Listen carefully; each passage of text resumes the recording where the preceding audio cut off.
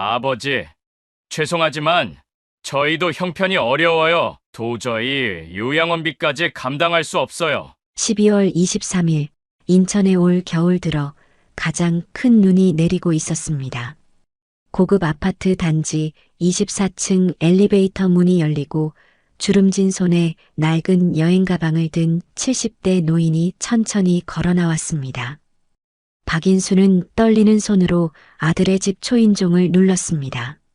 한때 인천성 모병원 소아과 과장을 지냈던 그는 이제 너덜너덜한 코트를 입고 작은 여행 가방 하나만을 든 채 아들 앞에 서 있었습니다. 한참을 기다린 후에야 인터폰에서 목소리가 들려왔습니다. 누구세요? 며느리 장혜진의 날카로운 목소리였습니다. 박인수가 대답하기도 전에 현관문이 거칠게 열렸습니다. 30대 후반의 장혜진은 차가운 눈빛으로 시아버지를 내려다보았습니다. 또 오셨네요. 몇 번을 말씀드려야 하나요? 여기는 이제 아버님이 계실 곳이 아니에요. 박인수의 목소리는 간신히 들릴 정도로 작았습니다. 예진아, 며칠만 요양원에서 쫓겨났어. 치료비를 못 내서. 그러게요. 돈도 없으면서 요양원에 들어가신 게 잘못이죠. 장혜진의 목소리는 점점 높아졌습니다. 우리도 남편 병원 개업자금 대출 때문에 빠듯해요. 매달 500만 원씩 나가는데 어떻게 아버님까지. 거실에서 TV를 보던 아들 박정민이 나왔습니다. 40대 초반의 정형외과 의사인 그는 아버지와 눈을 마주치자마자 고개를 돌렸습니다. 여보, 무슨 일이야? 아버님이 또 오셨어요. 요양원에서 쫓겨나셨대요. 당신이 좀 말해줘요. 박정민은 불편한 표정으로 아버지를 바라보았습니다. 아버지, 죄송하지만 저희도 형편이 어려워요. 병원 개업자금 3억에 이자 만월 200만 원이고 아이들 학원비까지. 도저히 요양원비까지 감당할 수 없어요. 박인수는 아들의 차가운 말투에 가슴이 무너져 내렸습니다. 30년 전 의대에 가고 싶어 하던 어린 정민이의 등록금을 마련하기 위해 밤낮 없이 수술실을 뛰어다녔던 기억이 스쳐 지나갔습니다. 그때 내가 번 돈으로 내가 의대 갔잖니. 박인수가 조심스럽게 말했지만 장혜진이 즉시 끼어들었습니다. 그건 옛날 일이고 지금은 다르잖아요. 전 재산을 어디다 다 날려버렸는지. 집 한 채도 안 남기고. 장혜진이 박인수의 가방을 복도로 밀어냈습니다. 아버님이 그 돈으로 뭘 하셨는지는 모르겠지만 이제 와서 우리한테 짐이 될 수는 없어요. 우리도 먹고 살아야 하거든요. 박인수는 떨리는 손으로 가방 손잡이를 잡았습니다. 그래도 우리가 가족인데. 정민아, 아버지가 왜 그 돈을. 가족이면 뭐해요? 장혜진의 목소리가 더욱 날카로워졌습니다. 가족 생각하셨으면 그 돈을 왜 다 써버리셨어요? 박정민도 참지 못하고 말했습니다. 아버지, 저도 이해가 안 가요. 제 친구 아버지들은 다 자식들한테 유산이라도 남겨주는데 아버지는 오히려 빚까지 지셔서. 빚은 아니야, 정민아. 아버지가 한 일을, 무슨 일을 하셨는지 저희는 모르거든요. 그냥 돈 없는 늙은이가 된 것만 알 뿐이에요. 쾅! 현관문이 3개 닫혔습니다. 박인수는 차가운 복도에 홀로 남겨졌습니다.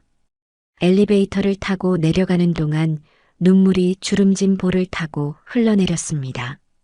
30년 전 수많은 아이들의 생명을 살렸던 그 손으로 지금은 낡은 가방 하나를 들고 있을 뿐이었습니다.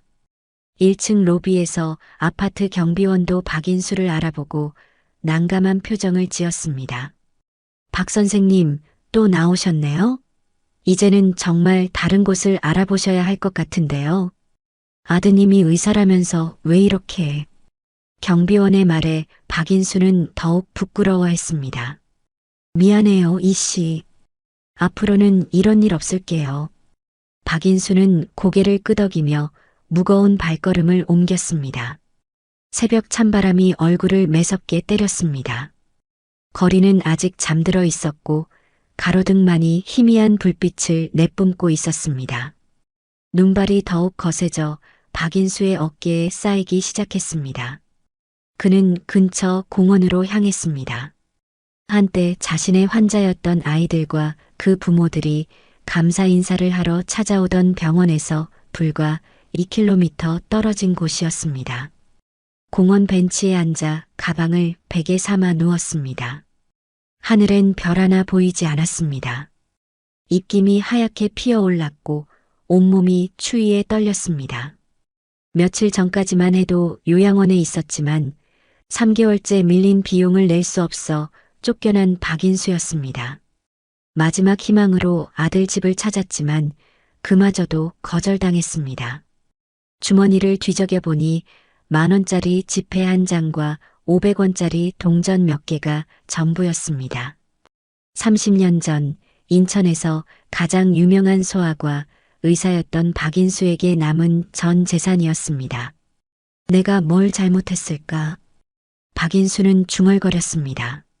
30년 전 그날이 떠올랐습니다. 교통사고로 뇌출혈을 일으킨 5살 아이가 응급실에 실려왔을 때 가난한 부모가 수술비 때문에 울고 있던 모습이 눈에 선했습니다. 그날 그는 결심했습니다. 자신의 모든 것을 가난한 아이들을 위해 바치겠다고. 새벽 5시 첫 버스가 지나가는 소리에 박인수는 잠에서 깼습니다. 온몸이 뻣뻣했고 관절마다 통증이 느껴졌습니다. 옷은 눈에 젖어 축축했고 체온은 위험할 정도로 떨어져 있었습니다. 일어나 앉아 주변을 둘러보니 이미 몇몇 노숙자들이 공원 곳곳에 자리를 잡고 있었습니다. 골판지와 신문지로 몸을 감싼 그들의 모습이 이제는 박인수 자신의 모습이기도 했습니다. 박인수는 이제 자신도 그들과 같은 처지가 되었다는 현실을 받아들여야 했습니다. 한때 생명을 살리는 손이었지만 이제는 쓰레기통을 뒤지며 생존해야 하는 손이 되어버렸습니다. 아침 해가 떠오르자 박인수는 천천히 일어났습니다. 배에서는 꼬르륵 소리가 났지만 끼니를 해결할 방법이 없었습니다. 공원 화장실에서 얼굴을 씻으려 했지만 수도꼭지에서 나오는 찬물에 손이 얼어붙을 것 같았습니다. 거울에 비친 자신의 모습에 박인수는 충격을 받았습니다.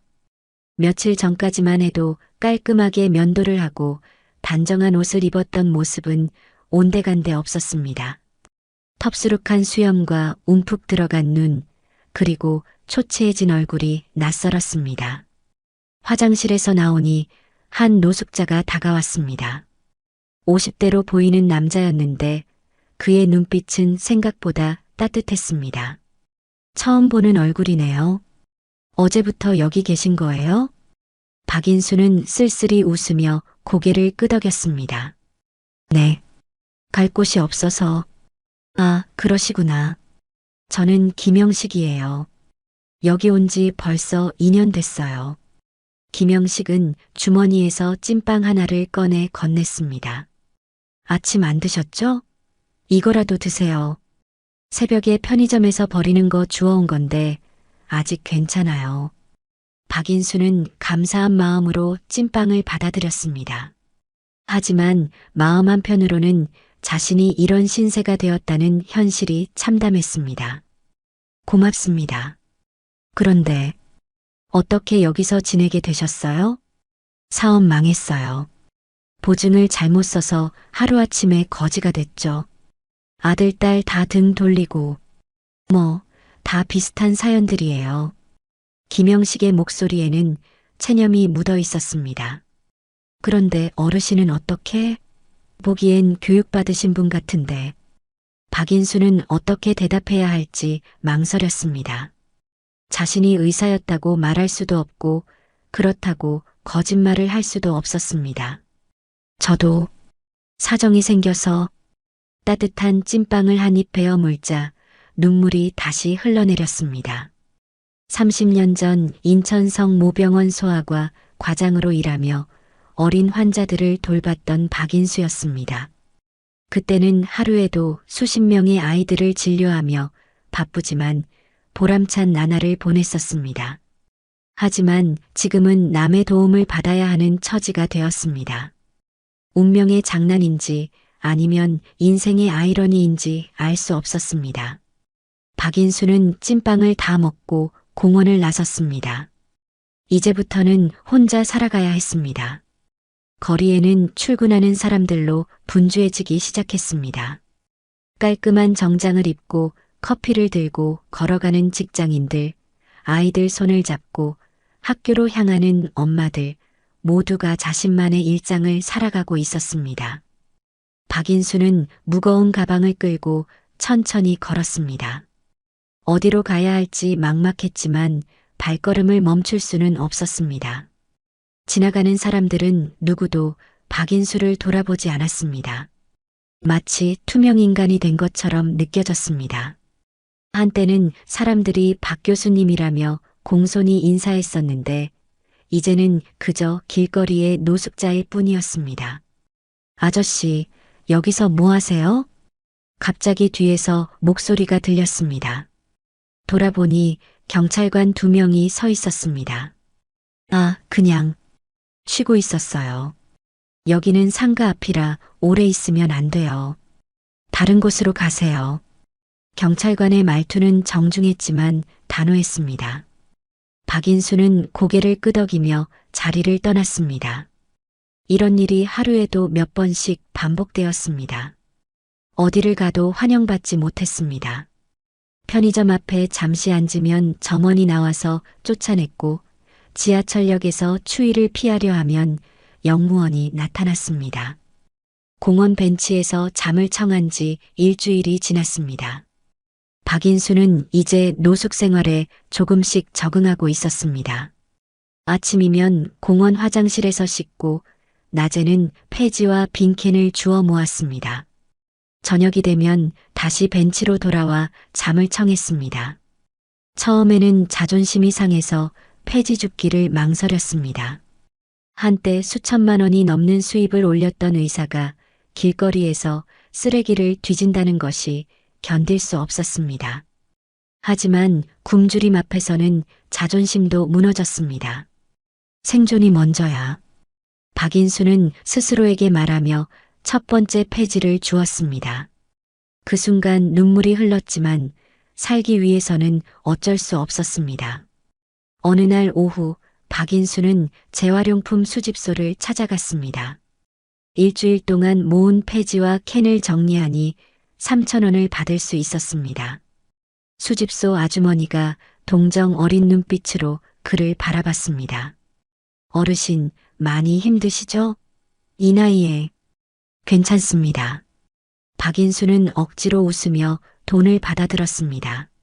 3,000원이라는 적은 돈이었지만 박인수에게는 소중한 수입이었습니다. 편의점에서 김밥 하나를 사 먹고 나머지는 호주머니에 넣었습니다. 거리 생활은 생각보다 더 혹독했습니다. 비가 오는 날이면 지하도나 역사에서 비를 피해야 했고 추운 밤에는 신문지와 박스로 몸을 감싸야 했습니다. 어떤 날은 술 취한 젊은이들이 박인수를 괴롭히기도 했습니다. 아저씨, 돈 좀 주세요. 저도 없어요. 거짓말 하지 마요. 폐지 팔아서 돈 있잖아요. 그들은 박인수의 주머니를 뒤져 겨우 모은 돈을 빼앗아 갔습니다. 박인수는 저항할 힘도 없었습니다. 하지만 박인수는 포기하지 않았습니다. 살아야 한다는 생존 본능이 그를 지탱해 주었습니다. 그리고 마음 한편으로는 언젠가 다시 의사로서 누군가를 도울 수 있는 날이 오기를 바랐습니다. 어느 날 아침 박인수는 평소보다 일찍 일어나 폐지를 모으러 나섰습니다. 상가 뒤편 쓰레기장에는 많은 양의 박스가 쌓여 있었습니다. 박인수는 박스를 하나씩 접어 수레에 실었습니다. 땀이 이마에 맺혔지만 멈출 수 없었습니다. 한때 수술실에서 정밀한 수술을 집도했던 그 손으로 이제는 더러운 폐지를 줍고 있었습니다. 현실이 너무 잔혹했지만 살기 위해서는 어쩔 수 없었습니다. 수레가 가득 차자 박인수는 재활용품 수집소로 향했습니다. 하지만 오르막길에서 수레가 너무 무거워 밀기가 힘들었습니다. 70이 넘은 나이에 무거운 수레를 끌고 가는 것은 한계가 있었습니다. 온 힘을 다해 수레를 밀던 중 갑자기 발이 미끄러졌습니다. 전날 내린 눈이 얼어서 길이 미끄러웠던 것입니다. 순간 중심을 잃은 박인수는 그대로 넘어졌습니다. 쿵! 둔탁한 소리와 함께 박인수의 오른쪽 다리에 심한 통증이 느껴졌습니다. 수레는 비스듬히 기울어져 폐지들이 쏟아져 나왔습니다. 박인수는 일어나려 했지만 다리에 힘이 들어가지 않았습니다. 발목이 심하게 꺾인 것 같았습니다. 아이고! 박인수는 신음소리를 냈습니다. 지나가던 행인들이 박인수를 힐끗 쳐다봤지만 아무도 다가오지 않았습니다. 한 젊은 여성이 잠시 망설이다가 핸드폰을 꺼냈습니다. 119에 신고하려는 것 같았지만 박인수의 초라한 모습을 보더니 마음을 바꿔 다른 길로 돌아갔습니다. 정장 차림의 남성은 아예 못 본 척 빠르게 지나갔습니다. 그의 표정에는 시간 없는데 귀찮게 굴지 말라는 뜻이 역력했습니다. 박인수는 혼자 힘으로 일어나려 애썼지만 쉽지 않았습니다. 발목의 통증이 너무 심했고 70이 넘은 나이에 넘어진 충격도 컸습니다. 30분이 지나서야 박인수는 간신히 근처 전봇대를 짚고 일어설 수 있었습니다. 다리를 절뚝거리며 수레를 다시 세웠지만 흩어진 폐지를 모두 주워 담기엔 너무 힘들었습니다. 지나가는 사람들의 차가운 시선도 견디기 어려웠습니다. 결국 반쯤 포기한 채 천천히 공원으로 돌아갔습니다. 하루 종일 고생해서 모은 폐지를 대부분 잃어버린 것입니다.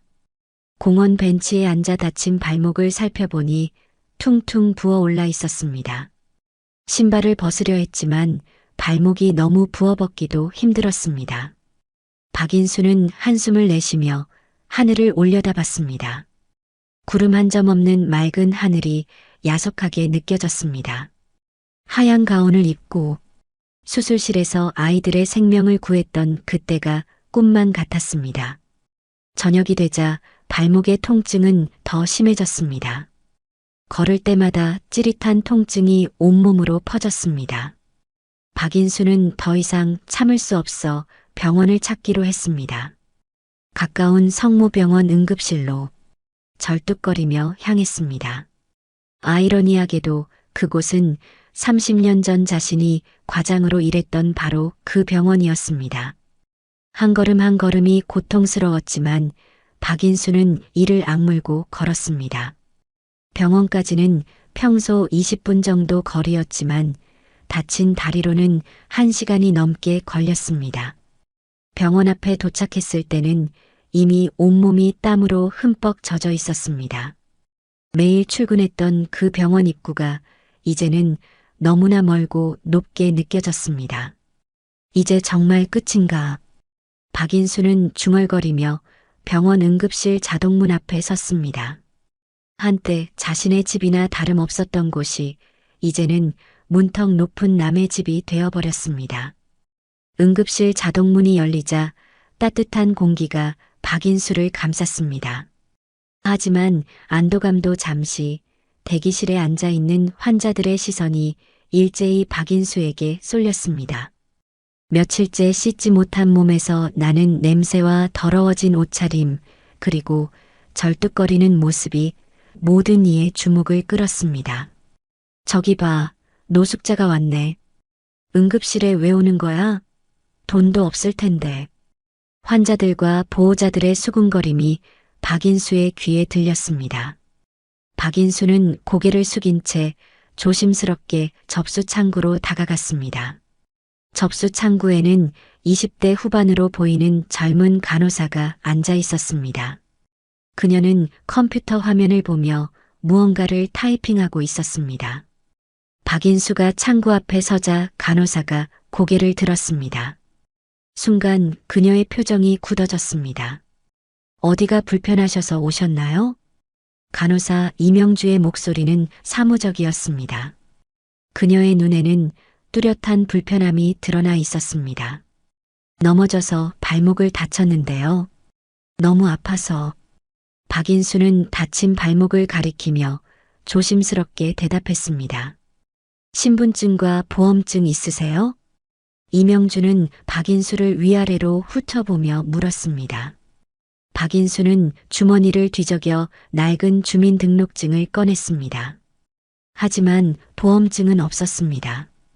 이미 몇 달 전에 보험료를 내지 못해 자격이 정지된 상태였습니다.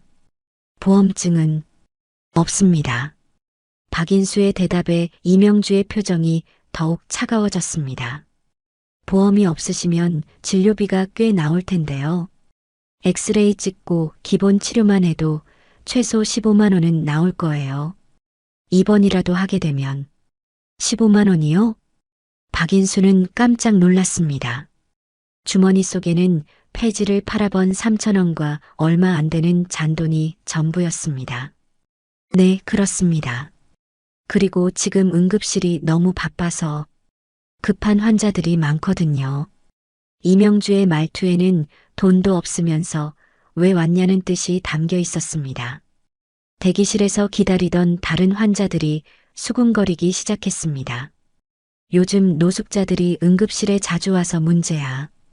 돈도 없으면서 왜 병원에 오는 거야?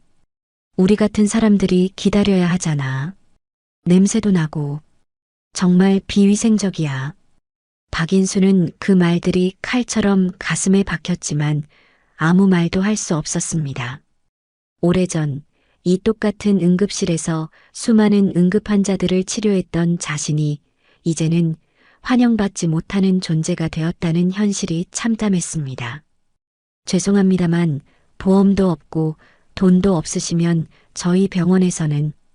이명주가 말을 마치기도 전에 박인수는 고개를 끄덕였습니다. 알겠습니다. 죄송합니다. 박인수는 접수를 포기하고 응급실을 나왔습니다. 발목은 여전히 욱신거렸지만 돈이 없어 치료받을 수 없다는 현실이 더 아팠습니다.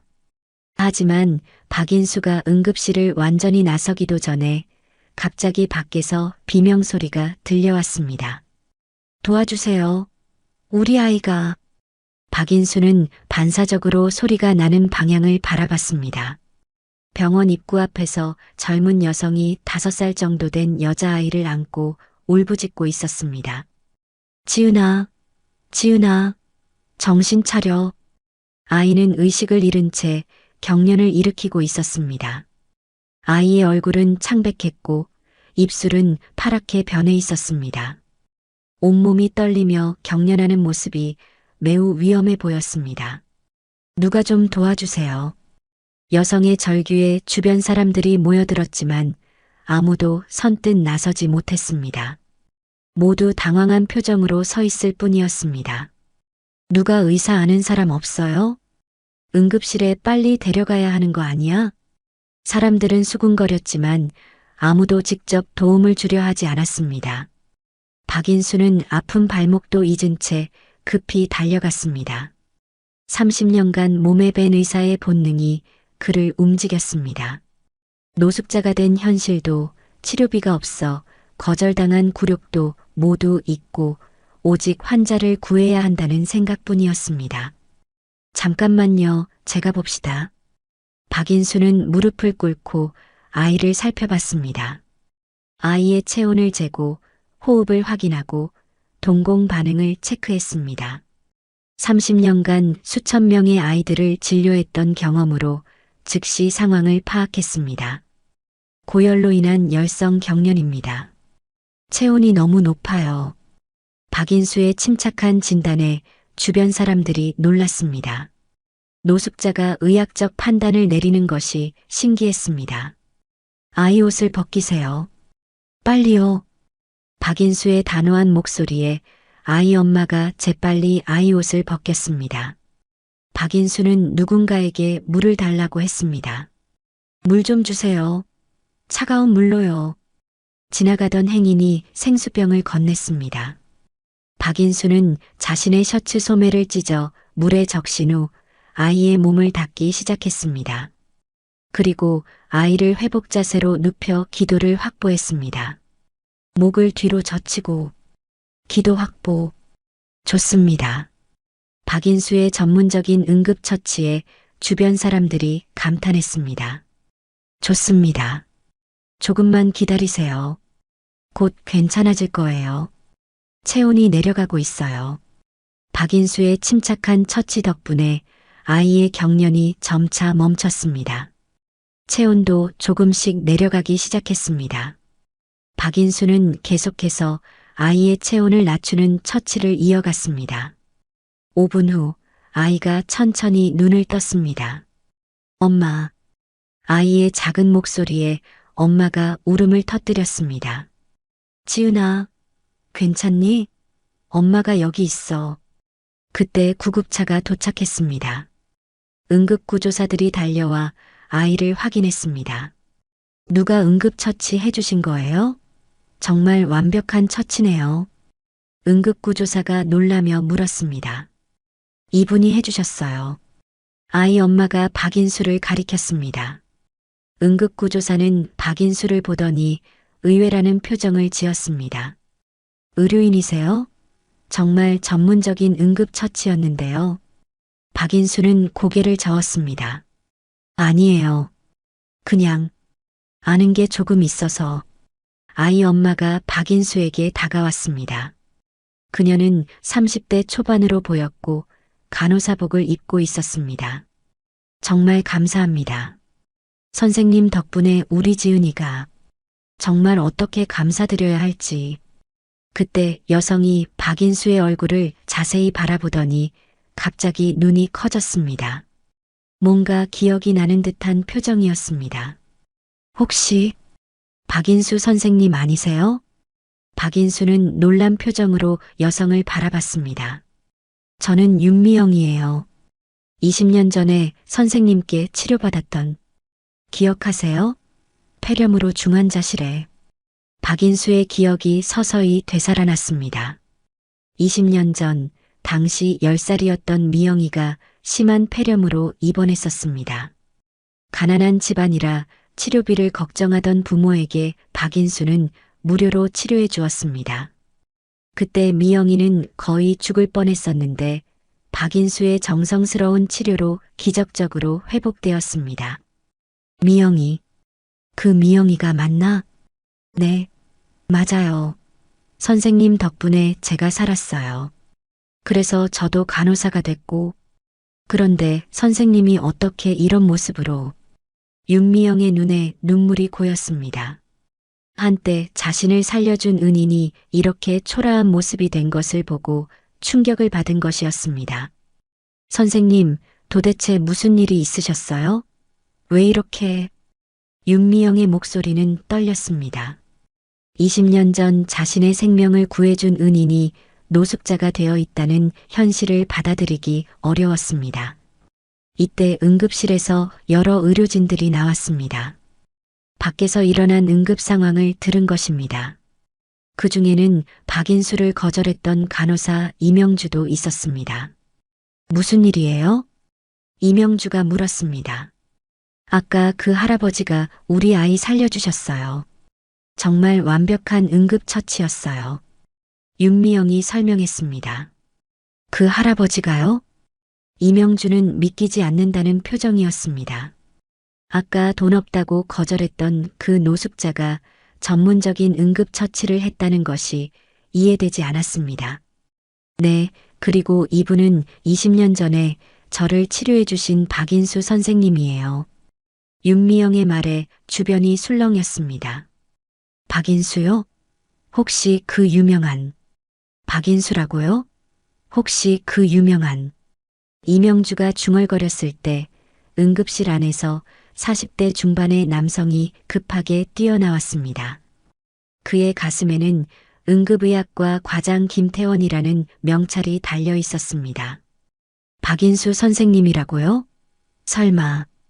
김태원은 박인수를 보자마자 얼굴이 창백해졌습니다.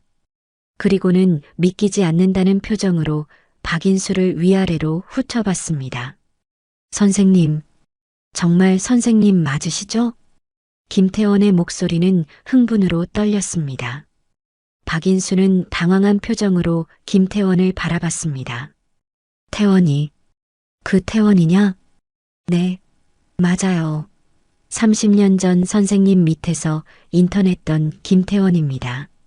김태원은 그 자리에서 무릎을 꿇었습니다. 응급실 입구에서 의학과 과장이 한 노인 앞에 무릎을 꿇는 광경에 주변 사람들이 놀란 표정으로 바라봤습니다. 선생님, 어떻게 이런 모습으로? 도대체 무슨 일이 있으셨어요? 김태원의 눈에 눈물이 고였습니다. 30년 전 존경했던 스승이 이런 비참한 모습이 된 것을 보고 충격을 받은 것이었습니다. 일어나거라, 태원아. 나는 이제 아무것도 아닌 사람이야. 박인수는 고개를 돌리며 말했습니다. 무슨 말씀을 하세요? 선생님은 제 은사님이시고 이 병원의 전설이셨는데. 김태원의 큰 목소리에 더 많은 의료진들이 몰려들기 시작했습니다. 젊은 의사들과 간호사들이 궁금한 표정으로 지켜보고 있었습니다. 여러분, 김태원이 주변 의료진들을 향해 외쳤습니다. 이분이 바로 30년 전 이 병원 소아과를 이끌었던 박인수 교수님이십니다. 그 말에 연배가 있는 의료진들의 표정이 놀라움으로 바뀌었습니다. 박인수 교수님이라고요? 그 전설적인. 네, 맞습니다. 김태원이 계속 설명했습니다. 인천 최고의 소아과 의사셨고 수많은 아이들을 살리신 분이에요. 제가 의사가 된 것도 선생님 덕분입니다. 이때 병원 깊숙한 곳에서 급한 발걸음 소리가 들렸습니다. 60대의 남성이 숨을 헐떡이며 나타났습니다. 이성우 병원장이었습니다. 김 과장, 무슨 소동이? 이성우는 박인수를 보자마자 발걸음을 멈췄습니다. 그의 얼굴이 순식간에 창백해졌습니다. 박인수 선생님? 정말 선생님이신가요? 이성우도 그 자리에서 무릎을 꿇었습니다. 병원의 최고 권위자인 병원장이 한 노숙자 앞에 무릎을 꿇는 광경에 모든 사람들이 충격을 받았습니다. 선생님 덕분에 제가 의사가 될 수 있었습니다. 이성우의 목소리가 떨렸습니다. 가난한 집 아이였던 저에게 장학금을 주시고 의학의 길을 열어주신 분이. 그런데 어떻게 이런 모습으로 계신 거예요? 박인수는 더 이상 숨길 수 없었습니다. 다 옛날 일이야, 성우야. 내가 선택한 길이니까 후회는 없어. 선생님이 세우려던 자선병원은 어떻게 된 건가요? 김태원이 간절히 물었습니다. 돈이 부족했어. 결국 못 만들었지. 그리고 박인수는 잠시 말을 멈췄습니다. 가족들이 반대했어. 아들도 며느리도. 결국 혼자가 되었지. 이때 한 젊은 간호사가 조심스럽게 물었습니다. 교수님, 자선병원이요? 무슨 얘기예요? 김태원이 대신 설명했습니다. 선생님은 30년 전부터 가난한 가정의 아이들을 무료로 치료해 주셨어요. 그리고 마침내 모든 재산을 팔아서 소아 전문 자선병원을 세우려고 하셨습니다. 모든 재산을요? 젊은 의사들이 놀란 표정으로 물었습니다. 네, 강남에 있던 큰 병원도, 아파트도, 심지어 살던 집까지 다 팔아서 가난한 아이들을 위해 모든 걸 바치신 분이에요. 이성우 병원장이 덧붙였습니다. 선생님은 의사는 돈을 위해 존재하는 게 아니라 생명을 구하기 위해 존재한다고 항상 말씀하셨어요. 그리고 그 신념을 실천하신 거죠. 주변이 완전히 조용해졌습니다. 젊은 의료진들은 믿기 어렵다는 표정으로 박인수를 바라봤습니다. 한 사람이 자신의 모든 것을 버리고 타인을 위해 헌신했다는 사실이 충격적이었습니다. 그때 병원 입구에서 또 다른 소란이 일어났습니다. 박정민과 장혜진이 급하게 뛰어들어오고 있었습니다. 윤미영이 박인수의 상황을 듣고 급히 연락한 것이었습니다. 아버지, 박정민이 헐떡이며 달려왔습니다. 하지만 주변 분위기를 보고 당황했습니다. 병원의 모든 의료진이 자신의 아버지 주위에 모여 있었고 병원장까지 나와 있었습니다. 무슨 일이에요? 아버지, 괜찮으세요? 장혜진이 숨을 헐떡이며 물었습니다. 그때 이성우 병원장이 일어서서 냉정한 표정으로 말했습니다. 박정민 선생님, 아버님이 어떤 분이신지 아시나요? 박정민은 당황한 표정으로 대답했습니다. 그냥 옛날에 의사였는데 돈 다 날린. 박정민. 이성우 병원장의 목소리가 커졌습니다. 그의 눈에는 분노가 어려 있었습니다. 아버님은 이 지역 의료계의 전설이셨습니다. 30년간 수천 명의 아이들을 살리시고 가난한 환자들을 위해 평생을 바치신 분이에요. 박정민과 장혜진의 얼굴이 창백해졌습니다. 그리고 모든 재산을 가난한 아이들을 위해 쓰신 거예요. 돈을 날린 게 아니라 숭고한 희생을 하신 거란 말입니다. 김태원이 분노에 찬 목소리로 덧붙였습니다. 당신들이 날렸다고 하는 그 돈으로 수백 명의 아이들이 살았어요. 그리고 그 아이들 중에는 지금 의사가 된 사람들도 있고 교사가 된 사람들도 있어요. 윤미영도 앞으로 나섰습니다. 저도 그 중 한 명이에요. 20년 전 선생님 덕분에 살았고 그래서 간호사가 됐어요. 그런 분을 당신들은 그만해. 박인수가 조용히 말했습니다. 내일이야. 내가 선택한 길이고. 하지만 이성우 병원장은 물러서지 않았습니다.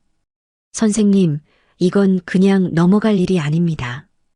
이분들이 선생님을 어떻게 대했는지. 성우야, 그만하거라. 박인수의 목소리는 여전히 부드러웠습니다. 하지만 그 부드러움 속에는 깊은 슬픔이 담겨 있었습니다. 박정민은 무릎이 꺾이며 아버지 앞에 주저앉았습니다. 장혜진도 눈물을 흘리며 그 옆에 무릎을 꿇었습니다. 아버지, 죄송합니다. 제가 몰랐어요. 아버지가 그런 분이신 줄. 박정민의 목소리는 떨렸습니다. 아버님, 용서해 주세요. 저희가 너무 잘못했어요. 장혜진도 울먹이며 말했습니다. 저희가 얼마나 어리석었는지.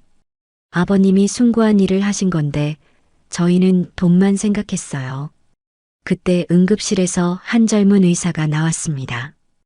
혹시 아까 열성경련 아이를 응급 처치해 주신 분이 여기 계신가요?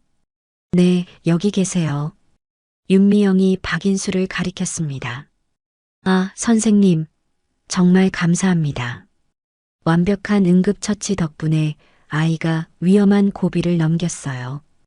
혹시 의료진이세요? 젊은 의사의 질문에 김태원이 대답했습니다. 이분은 박인수 교수님이세요. 이 병원 소아과의 전설이시고 인천 최고의 소아과 의사셨어요. 젊은 의사의 눈이 커졌습니다. 박인수 교수님이요? 의학 교과서에 나오는 그분이요?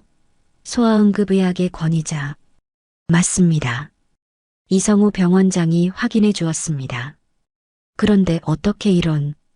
젊은 의사도 박인수의 모습을 보고 충격을 받았습니다. 이때 병원 로비에 더 많은 사람들이 모여들기 시작했습니다. 소문이 퍼져서 다른과 의사들과 간호사들도 나온 것이었습니다. 정말 박인수 교수님이세요? 그 유명한. 제 교수님도 박인수 교수님 이야기 많이 해주셨는데 사람들의 웅성거림 속에서 박인수는 점점 작아져만 갔습니다. 자신이 이렇게 주목받는 것이 부담스러웠습니다. 모두들 그만 흩어져. 박인수가 조용히 말했습니다. 나는 이제 아무것도 아닌 사람이야. 그냥 보통 노인일 뿐이고. 하지만 이성우 병원장은 단호하게 고개를 저었습니다. 절대 그렇지 않습니다. 선생님. 선생님은 우리 모두의 스승이시고 의료계의 양심이세요. 절대 그렇지 않습니다. 선생님. 이성우 병원장의 목소리는 단호했습니다. 선생님은 우리 모두의 스승이시고 의료계의 양심이세요. 그리고 이제부터는 저희가 선생님을 모시겠습니다. 박인수는 고개를 저었습니다. 성우야, 그럴 필요 없어. 내가 선택한 길이니까. 아닙니다. 김태원이 일어서며 외쳤습니다. 선생님, 제발 저희와 함께 해주세요. 선생님의 뜻을 이어서 이 병원에 소아자선 의료센터를 만들겠습니다. 무슨 말이냐? 선생님이 꿈꾸셨던 그 자선병원을 이 병원 안에 만드는 거예요. 가난한 아이들을 위한 무료 진료센터를요. 박인수의 눈이 커졌습니다. 정말 그럴 수 있겠나? 이성우 병원장이 앞으로 나섰습니다. 당연합니다. 내일 당장 이사회를 소집하겠습니다. 박인수 소아자선 의료센터 설립을 위해서요. 주변에 모인 의료진들이 모두 박수를 쳤습니다. 젊은 간호사들 중에는 눈물을 흘리는 사람들도 있었습니다. 그리고 선생님, 김태원이 감격스러운 목소리로 말했습니다. 저희 젊은 의사들에게 참다운 의료인 정신을 가르쳐 주세요. 요즘 의사들은 돈만 생각하거든요. 선생님처럼 환자를 진정으로 사랑하는 마음을 배우고 싶습니다.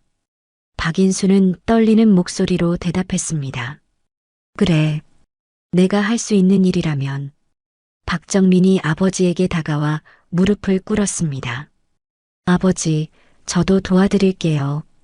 정형외과 의사지만 아버지가 하시려는 일에 참여하고 싶어요. 장혜진도 눈물을 흘리며 말했습니다.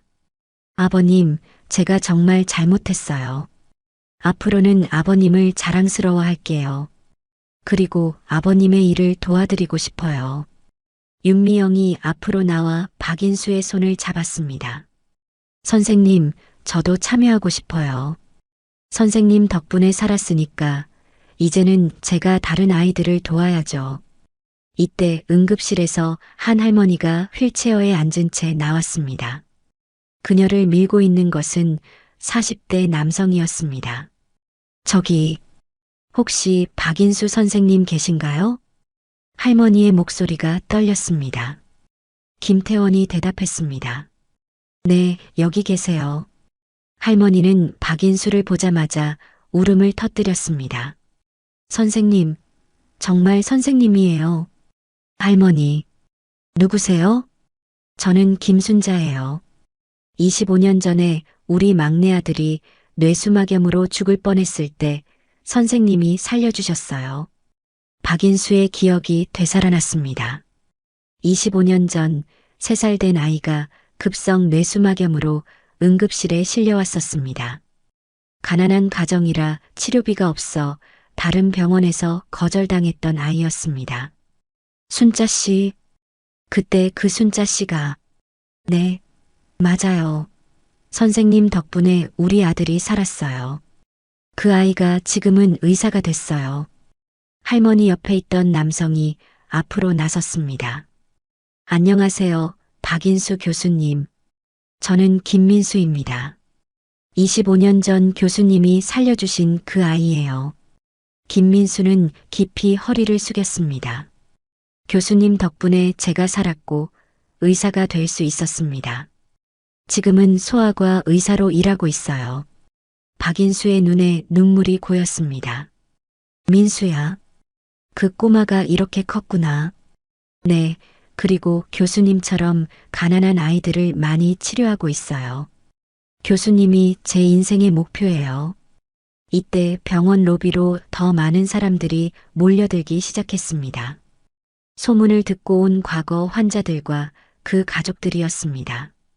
박 선생님, 교수님, 선생님 덕분에 우리 아이가 살았어요. 30년간 박인수가 치료했던 수많은 환자들이 하나둘 나타나기 시작했습니다. 어떤 이는 이제 성인이 된 자신의 자녀를 데리고 왔고, 어떤 이는 손자를 데리고 왔습니다. 선생님 기억하세요? 심장병 수술받은 영이에요. 병원 로비는 감사와 존경의 말로 가득 찼습니다. 박인수는 한 명 한 명을 기억하고 있었습니다. 30년간 치료했던 수천 명의 아이들, 그들의 얼굴과 이름을 어렴풋이 기억하고 있었습니다. 다들 이렇게 잘 자랐구나.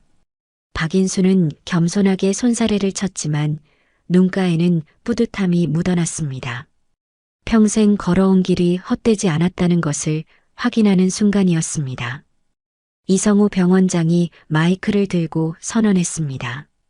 여러분, 오늘부터 우리 병원의 박인수 소아자선 의료센터 설립을 위한 준비에 들어가겠습니다. 그리고 박인수 교수님을 명예센터장으로 모시겠습니다. 박수 소리가 병원 전체를 흔들었습니다. 3개월 후 인천성 모병원 새 건물 3층에 박인수 소아자선 의료센터가 문을 열었습니다. 개소식에는 수백 명의 사람들이 참석했습니다. 지역 언론도 취재를 나왔고 시장과 교육감도 축하 인사를 보냈습니다. 박인수는 개소식에서 소감을 말했습니다. 의술의 진정한 가치는 생명을 구하는 것입니다. 돈이 없다고 가난하다고 치료받지 못하는 아이가 없어야 합니다. 이곳에서는 모든 아이들이 평등하게 치료받을 수 있습니다. 박인수는 이제 깔끔한 정장을 입고 있었습니다. 아들 박정민이 정성껏 돌보는 덕분에 건강도 많이 회복되었습니다. 아버지, 정말 자랑스러워요. 박정민이 아버지의 손을 잡았습니다. 제가 얼마나 바보였는지 이제야 아버지의 위대함을 알겠어요. 장혜진도 옆에서 말했습니다. 아버님, 앞으로는 저희가 잘 모시겠어요. 그리고 아버님의 뜻을 이어받아 저도 봉사활동에 참여하고 싶어요. 첫날부터 많은 환아들이 찾아왔습니다. 가난한 가정의 아이들, 다문화 가정의 아이들, 그리고 보험이 없는 아이들까지 박인수는 하나하나 정성껏 진료했습니다. 할아버지 선생님, 5살 된 지은이가 밝게 웃으며 박인수에게 달려왔습니다. 몇 달 전 길에서 박인수가 구했던 바로 그 아이였습니다. 지은아, 많이 좋아졌구나. 박인수는 지은이를 무릎에 앉히고 청진기를 대었습니다. 완전히 나았어요. 윤미영이 감사의 인사를 건넸습니다. 선생님, 이제 저도 이곳에서 일할 수 있어서 정말 기뻐요. 젊은 의사들도 박인수 곁에서 배웠습니다. 그들은 박인수를 통해 의사의 참된 사명을 깨달았습니다. 선생님, 저도 선생님처럼 되고 싶어요. 한 젊은 소아과 전공의가 말했습니다. 환자를 돈으로 보지 말고 한 명의 소중한 생명으로 보는 거야. 박인수는 따뜻하게 답했습니다. 그리고 의사가 되었다는 것은 특권이 아니라 책임이야. 우리는 생명을 맡은 사람들이거든. 센터가 문을 연 지 6개월이 지났습니다. 이미 1000명이 넘는 아이들이 무료로 치료받았습니다. 전국에서 후원금이 모였고 다른 병원들도 비슷한 센터를 만들기 시작했습니다. 박인수의 정신은 이제 전국으로 퍼져나가고 있었습니다. 의대에서는 박인수 정신을 가르치기 시작했고 젊은 의사들의 롤모델이 되었습니다. 어느 날 저녁 박인수는 센터에서 마지막 환자를 진료하고 있었습니다. 3살 된 남자아이였는데 선천성 심장병을 앓고 있었습니다. 걱정하지 마세요. 요즘은 수술 기법이 많이 발달해서 완치 가능해요. 박인수가 아이 부모에게 설명했습니다. 그리고 수술비는 걱정하지 마세요. 저희 센터에서 지원해 드릴게요. 정말요? 감사합니다. 부모가 눈물을 흘리며 감사 인사를 했습니다. 해가 지고 있었습니다. 박인수는 센터 창문으로 노을을 바라보았습니다. 75년의 인생, 그중 50년을 의사로 살았습니다. 돈을 잃고 집을 잃고 가족에게도 버림받았지만 결국 자신이 꿈꾸던 모든 것을 이룰 수 있었습니다. 박정민이 아버지를 데리러 왔습니다. 아버지, 집에 가셔야죠. 그래, 가자. 박인수는 센터를 나서며 뒤돌아봤습니다. 박인수 소아자선 의료센터라는 간판이 저녁 불빛에 빛나고 있었습니다. 아버지, 정말 자랑스러워요. 박정민이 아버지의 손을 잡았습니다. 제 아버지여서 자랑스러워요. 나도 내가 자랑스럽다, 정민아. 박인수는 아들의 손을 꼭 잡았습니다. 이제야 진짜 가족이 된 것 같구나. 집으로 가는 길에 박인수는 생각했습니다. 비록 돌아온 길은 멀었지만 결국 모든 것이 제자리를 찾았습니다. 가족의 사랑도 제자들의 존경도 그리고 무엇보다 자신이 꿈꾸던 이상도 진정한 의사의 정신은 이렇게 다음 세대로 이어지며 영원히 빛날 것입니다. 1년 후 박인수 소아자선 의료센터는 이제 전국적으로 유명해졌습니다. 의과대학에서는 필수 견학 코스가 되었고 해외에서도 견학을 오는 의료진들이 있었습니다. 박인수는 여전히 매일 센터에 나와 아이들을 돌보고 있었습니다. 76세의 나이에도 불구하고 그의 열정은 식지 않았습니다. 할아버지 선생님, 저 의사 될 거예요. 한 10살 소녀가 박인수에게 말했습니다. 그래, 왜? 할아버지처럼 아픈 친구들 고쳐주고 싶어요. 박인수는 환한 미소를 지었습니다. 자신의 정신이 또 다른 세대로 전해지고 있다는 것을 느꼈습니다. 그래, 꼭 좋은 의사가 되거라. 저녁 무렵 박인수는 센터 옥상에 올라가 도시를 바라봤습니다. 인천의 야경이 아름답게 펼쳐져 있었습니다. 다 잘 되었구나. 박인수는 중얼거렸습니다. 한때 절망의 나락에 떨어졌지만 결국 희망의 빛을 찾았습니다. 그리고 그 빛은 이제 수많은 사람들에게 전해지고 있었습니다. 석양이 도시를 붉게 물들이고 있었습니다. 박인수의 인생도 그렇게 아름다운 노을빛으로 물들어가고 있었습니다. 나눔의 정신은 다음 세대로 이어지며 영원히 빛날 것입니다. 여러분, 오늘 이야기 어떠셨나요? 이야기가 마음에 닿았다면 구독과 좋아요 부탁드릴게요. 여러분의 따뜻한 댓글 하나가 모두에게 큰 힘이 됩니다. 감사합니다.